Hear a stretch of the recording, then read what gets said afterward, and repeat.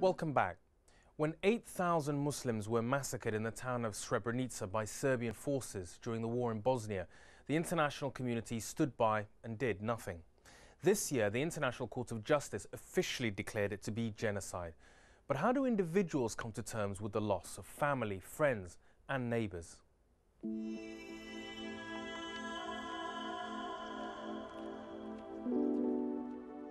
Amir has come to look for his friends and comrades. He was an electrical engineer working here before the war. As the conflict started, people looked to him for leadership, and he became the commander of 3,500 men, defending the town for 2 years.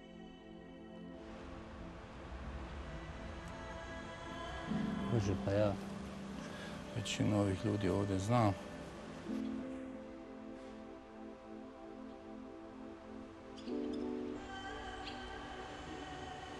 Malović, Rifet, to su spotočari.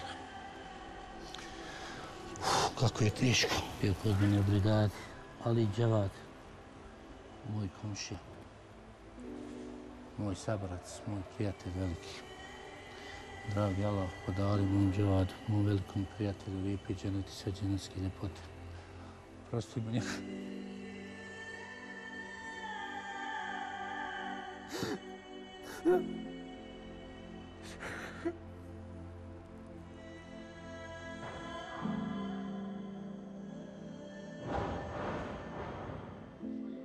Sad kažem, ovdje 80% ovi ljudi su ili komšije, ili prijatelji, ili oni koji su bili sa mnom u jedinci.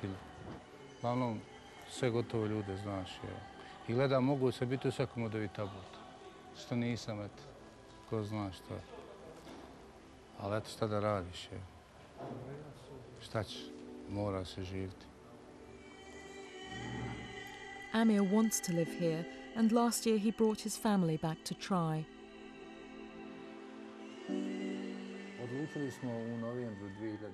We decided in November of 2006 to come back to Srebrenica, to our house, and to try and start a new life. But life in Srebrenica is very difficult. Difficult for the returnees, the Bosniaks.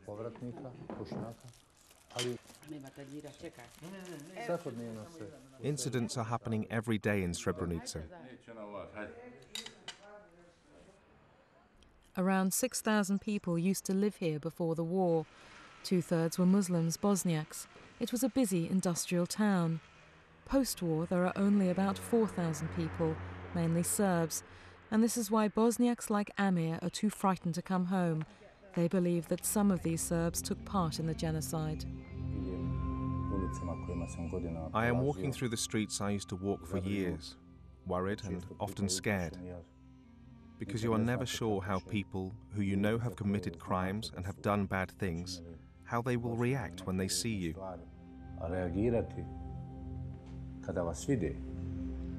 What he does know is that some Serbs killed his elderly father Safet and his stepfather Ibro. No one has ever been punished for their murders.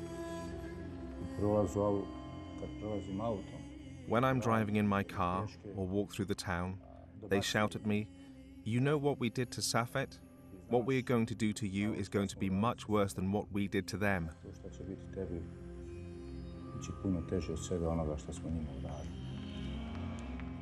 Amir is visiting his murdered father's grave. His biggest fear is never far from his thoughts. Like most returnees, he's also afraid of the Serb police here. He believes they took part in the genocide. These fears are real. In July 2007, 95 policemen have been investigated and 35 suspended from duty, all from Republika Srpska. There are the police, there are courts, but you always have to think of your family and children. If it's found out that you said anything bad about those people, then revenge and reprisals will be horrible.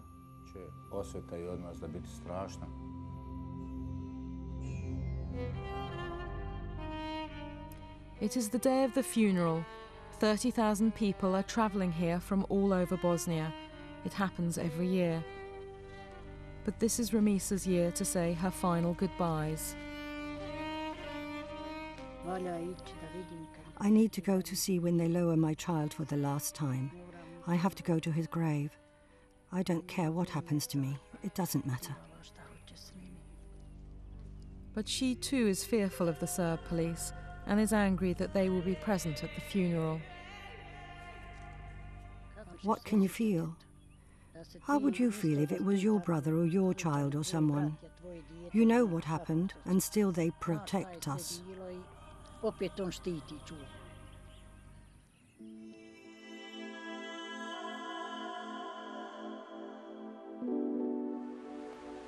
Amir is leaving to go to the funeral. Even though it's 12 years since Srebrenica fell and 8,000 people were taken away by the Serbs, they're still being found, still being buried. He doesn't understand why Bosnian Serbs will be policing the ceremony when some are suspected of taking part in the massacre. I am asking myself, how would it look if a commemoration for the people killed in the Holocaust, Jews, was policed by the Gestapo and police, Hitler's police?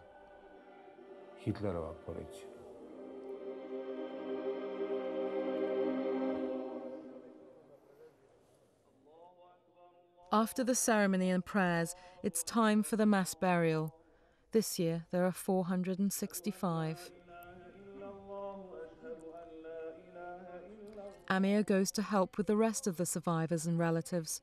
Passing the coffins through their hands has become a tradition. Ramisa's only surviving son, Saeed, who lives abroad, has returned to bury his brother and father. There is nothing for him here.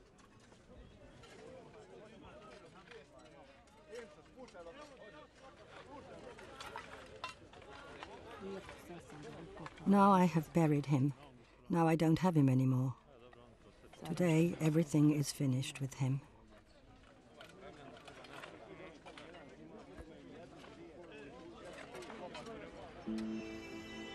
It's the day after the memorial, and Amir and his family are getting ready to leave Srebrenica. They must return to Yasmina's mother's flat they share with her in Tuzla, but they're worried. They've heard rumours that Serb extremists may be coming to parade in nearby Serb villages, and possibly Srebrenica. Amir wants to avoid them at all costs.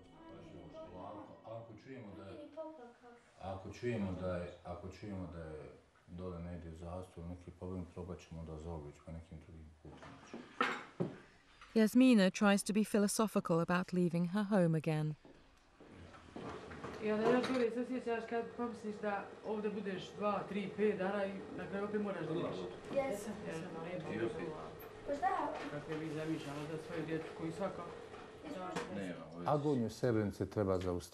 The agony of Srebrenica has to be stopped.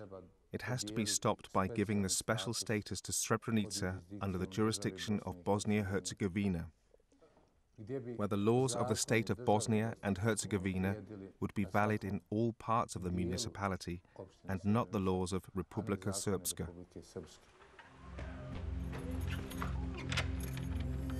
Amir leaves Srebrenica with only a life of uncertainty in front of him. They are not the only Bosniaks who feel unable to live here. In the first 4 months of this year, 600 returnees moved out of Srebrenica. It means people are leaving Srebrenica every day. I feel that if this trend continues, that Srebrenica will be a dead town in a year or two.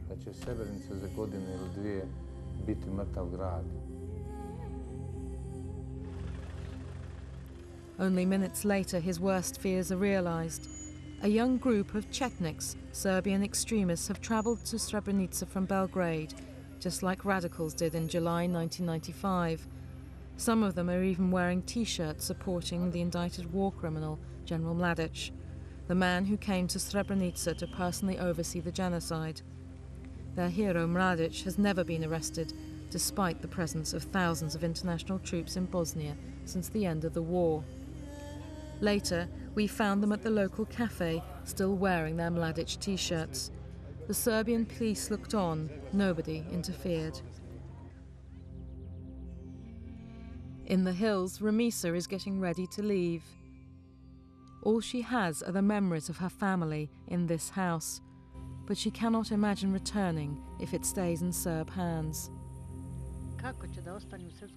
How can it stay in Republika Srpska and us live there, when they got Srebrenica as part of Republika Srpska, after so many of our people died? They killed them. There were 500 or 1,000 people who were executed at the same time. Now they have got the state at the price of our children.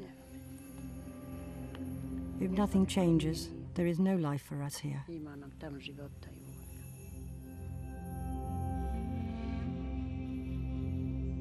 Bosniaks, Bosnian Muslims, are now demanding that Srebrenica be given special status and placed under the jurisdiction of the state of Bosnia-Herzegovina. Today it is still firmly in Serbian hands, and reconciliation is a long way off. Thank you for watching, but I hope you'll join me next time for Witness.